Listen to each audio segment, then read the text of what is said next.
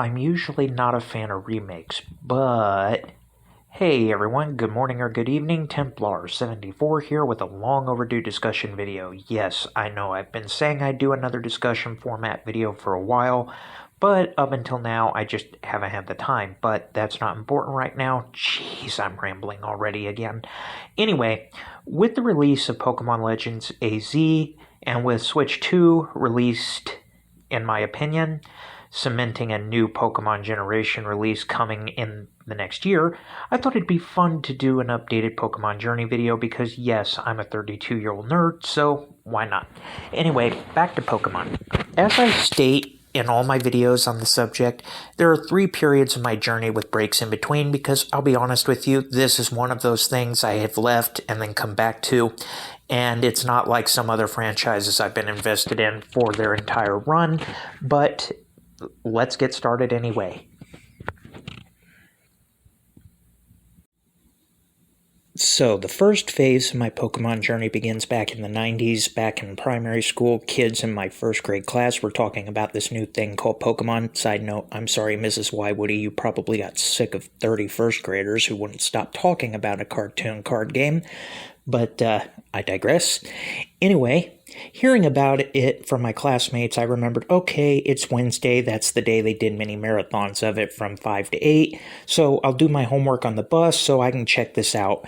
My parents were super strict about homework being done first before you did anything else, but that's not the point of the discussion. I'll never forget that first mini marathon, though. I was hooked, and from that moment on, every Christmas and birthday I would ask for Game Boy game, and my first Game Boy game being Red, or for the cards and just getting super into it with my friends. I also remember a lot of line cutting when our school did the Scholastic Book Fair because the Pokemon books were always the first to sell out. Again, sorry, Mrs. Wywoody. It's also important to note that the first stage of my journey was also split with another franchise near and dear to my heart, Yu-Gi-Oh!, but eventually this first phase ended, and I slowly lost interest in Pokemon right at the end of the Orange Islands.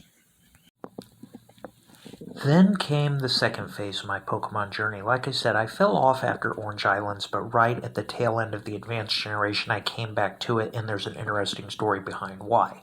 And bear with me, this story does have a remedial point.